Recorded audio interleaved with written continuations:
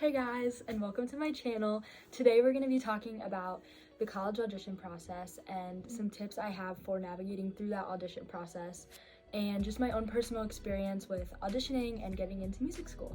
So I hope you enjoy, and don't forget to like and subscribe.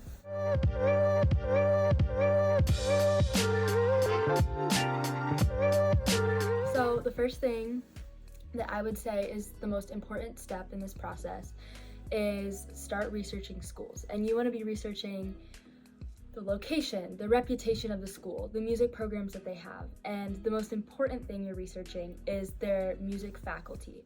And when I say faculty, I mean the studio teacher that you're going to be working with. I'm a violinist, and so every school I researched, I would research their violin faculty. And some things you're looking for is the summer programs they're involved in, the other places that they've gotten their degrees. Maybe you find a common trend that a lot of these professors are coming from the same school, and so then maybe that leads you to look into that school. Look into if they've had residencies or what they do in their lives that make them such amazing performers and educators. So when you reach out to these professors, a couple things you're going to want to ask them for. A trial lesson. These are so important to see if you and the professor actually work well together, because you're going to be working with this person very closely for the next 4 years. And if you're a music student, you've probably already had a private teacher at this point in your life, and you know how important it is to have a good relationship with that person. You do not want to be having like a teacher that you do not get along with, that does not like get your vibe, that just you don't click, and you'll know instantly, trust me. And so you'll reach out, and they might ask you to send a recording of your playing before they agree to a trial lesson, just to make sure that like they think you're a good candidate for their school. But this isn't something you should stress about. It's not anything like a pre-screening recording. You can just easily send a quick like video taken on your phone, call it a day. So the best thing about this is that Zoom is going to be your greatest asset. For me personally, I was auditioning at schools all over the US, and so I needed to have Zoom lessons because I couldn't drive 8 hours for just a 1-hour lesson. It would not make any sense. Unless you do it with a college visit, which could also make sense, but for me, I just did Zoom, and it worked pretty great. The next thing you're going to want to do is, once you've researched that faculty, reach out to them, contact them. They want to hear from you. Make sure that you're talking to them and sharing your story with music, why you want to go into music. Basically, what you're doing is you're selling yourself before they even heard a note come out of your instrument. And that's important. So the next thing you're going to want to do is look at all the schools you're interested in and write them down. For me, I used a whiteboard and I wrote down every single school. It was a very, very detailed whiteboard, let me tell you. And so what I did is every school I took the requirements, and typically the requirements, and it changes depending on the school, but you'll need a Bach partita, or like maybe 2 Bach partitas, or the Courant usually, or yeah, the Courant.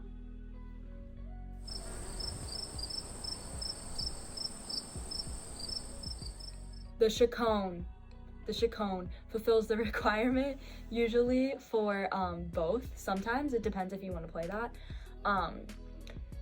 But if you do that, and then you normally will need a Paganini Caprice. Only one of my schools required a Paganini Caprice, which is a whole other story. And then it will usually need the first 5 minutes of a concerto that usually fits within a certain time period. So you want to find something that fits those requirements. And as you go through schools, you want to make sure that they fit as many requirements as possible. You don't want to pick a piece that is only going to work for one school, and then you're picking another piece that only works for this school, because then you're playing way too much music and you really can't get good at one thing. So you want to make sure it's, for the most part, all the same music. I ended up playing Bach's Partita number 2, the Allemande and the Gigue, and then I played the Barber Violin Concerto, the first movement, and then I played Paganini Caprice number 20, and I think that's it, actually. That's it. So those are your requirements. Another really important thing is finding pieces that play to your strengths. And that is really difficult for us musicians, I feel, because a lot of my friends, and we've talked about this, you want to find the hardest piece that seems super like showy, super flashy, like, oh, here I am, I'm fantastic, here's all my skill.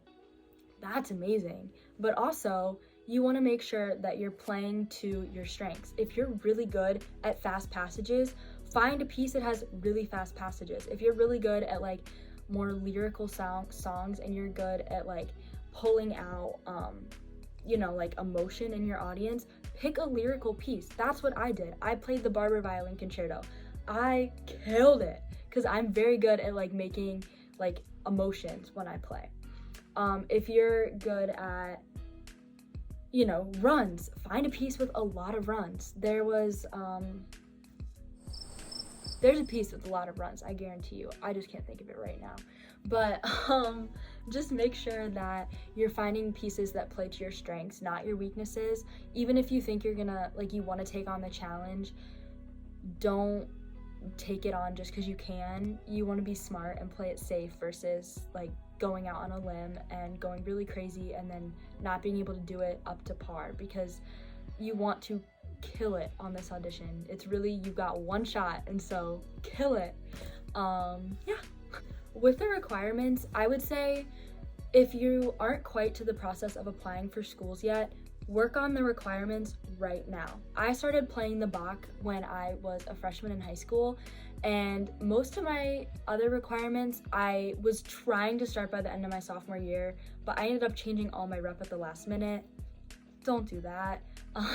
It worked out though, but basically try to learn that rep as soon as possible because most of it needs memorized and you don't want to have to deal with learning it at the last minute and having to memorize all that music. It is hard, trust me.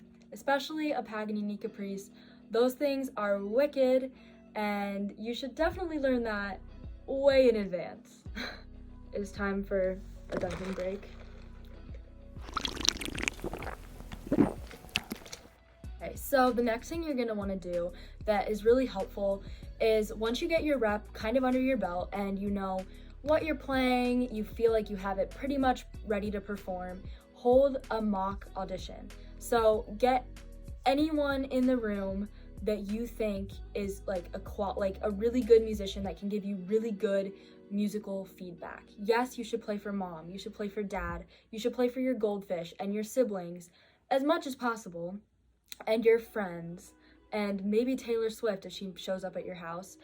But you want to make sure that this mock audition has a bunch of musical, opinionated people in it. I don't think that was the correct wording. But you want to play for them and they can give you their honest feedback. Give them all scores. Give them all, the requirements for each school. Tell them where you're applying, because some music schools aren't necessarily as hard to get into as others, and that's okay. That's completely fine. But if they know what your goals are, they can be critical enough to help you reach those goals. So hold a mock audition, preferably in a recital hall. If you can use your school's auditorium, or if you can play at a church, or if you can play, I'm trying to think of other places, but play for these people and get their honest feedback. Tell them to be honest with you, and that will really help. It'll also help with the performance jitters because you'll get a run through out of the way and you're not doing it for the first time in an audition room. It would also really help that when you do this mock audition, you're recreating what it's going to look like and what it's going to feel like in that audition room. If you know all of your auditions are at 9 a.m, have this mock audition at 9 a.m. Your body is going to be working differently at 9 a.m. than it would at 7 o'clock at night, like you maybe would for a normal orchestra concert or something. So have this mock audition, be mindful, dress it in the way that you would dress at an audition. So that is my mock audition advice for you. Next up, we're going to talk pre-screenings. Now, the pre-screening process usually happens in the winter, I would say. That's at least when all mine were pretty much due.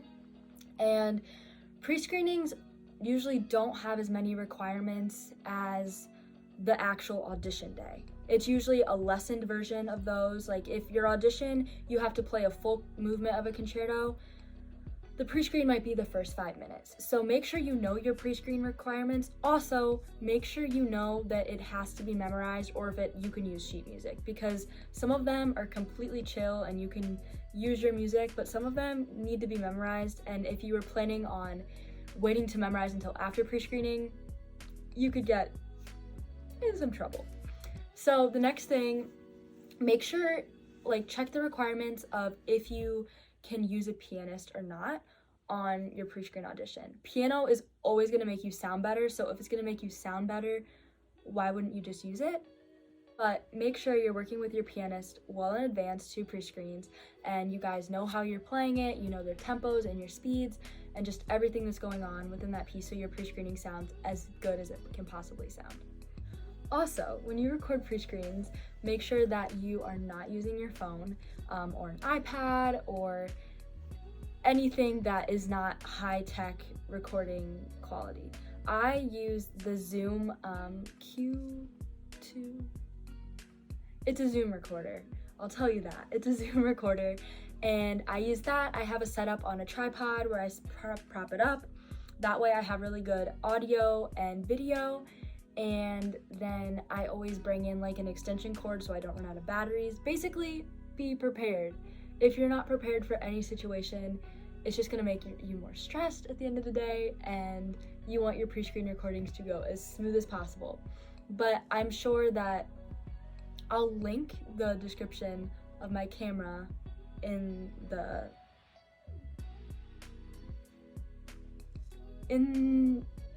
description.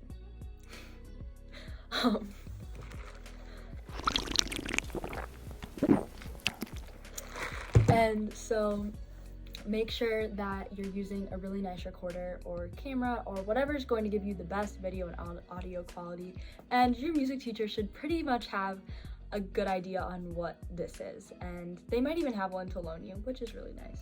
So the next thing is the day of the audition. So you got to the day of the audition, congratulations. That's a huge step, and you should know that if you've gotten this far, that's a really good sign, and that's really important. By this point, since you've gotten past pre-screenings, I would say it's really important to maybe have another lesson with that professor. Show them that you are interested and you want to be at their school. And it'll also help you to show them how much you've progressed on the piece that they've already been helping you with in that trial lesson.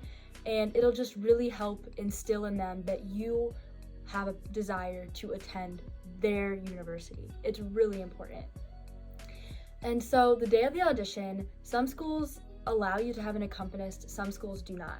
If they allow you to have one, bring one. If you're out of town and they allow you to have one, contact people in that area or contact the professor and they'll be able to find you someone. Sometimes the school provides someone, but I brought my own just because I was comfortable with her. I knew how we worked together. We worked together weeks in advance to the audition, and it just helped me to be more confident and it helped me to sound better. So on the day of the audition, this is what to expect. You're gonna walk into a room and you're gonna be very nervous and very scared. Regardless of where you're auditioning, you're gonna be nervous because it's a very stressful process. And you walk into this room and usually there's a table of judges and they're sitting there and they're really not that scary. They are rooting for you, okay? They're not preying on your demise. They're rooting for you, I promise. But it can be really intimidating because they have your dream job, potentially, I want to be a professor someday, and they have my dream job, and I'm sitting there and I'm just anyways. So I walked into auditions where there was 2 people in the room. I walked into auditions where there was 1 person in the room. Someone else was on a Zoom call in the room because they couldn't make it. I walked into auditions where there was literally an entire room full of maybe 10 professors. The entire music faculty was just in the room, and I was hello.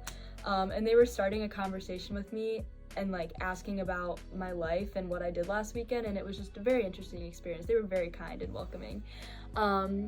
And then I've also been in a room where there's a panel of just like 4 judges or 4 faculty members, and they're usually from just the string department, or they're all the violin professors or all the cello professors. It depends obviously on your instrument.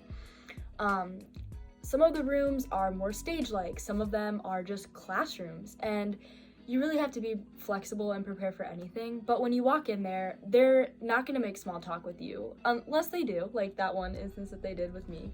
But you just have to play, do not let it get you off, just be confident, kind of zone them out, to be honest. The classic picture them in their underwear trick, it's never worked for me, but if that works for you, go for it.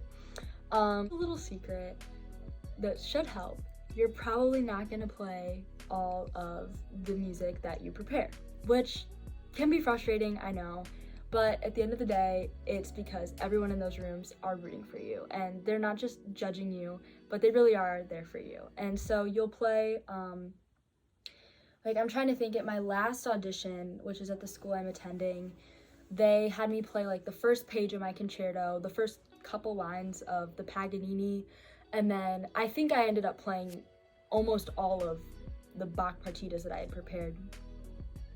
But it was very fast. I was like in there and out faster than you could have blinked and I was done.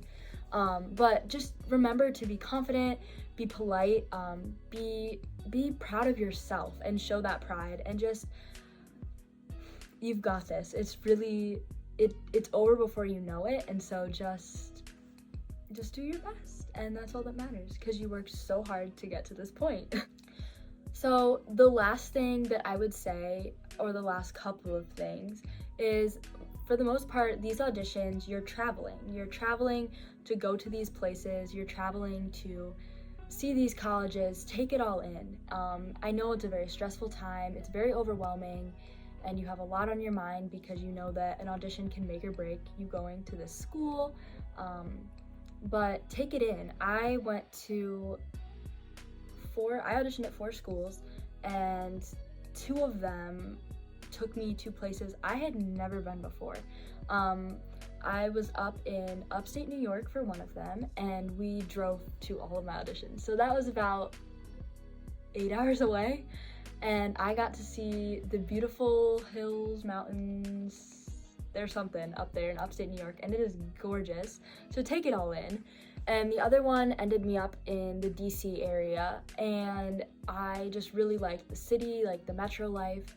So make sure you're taking it all in, because it is it's a vacation. It's a little mini, getaway, and kind of just take it to celebrate all your hard work, and know that no matter what happens with this audition, no matter what happens when you get that result, you tried your hardest, and you're gonna end up where you're meant to end up. And even though that might be frustrating because what you thought, what you've been dreaming about might not line up with where you get accepted, like, it is really important to just know that what's meant for you will find you, and what's not meant for you will not be in your story, and it's not a part of your narrative. And I think that really helped me, because I was so stressed about this process, and once I had my last audition, I just kind of let everything go. I was like, where I am is where I am.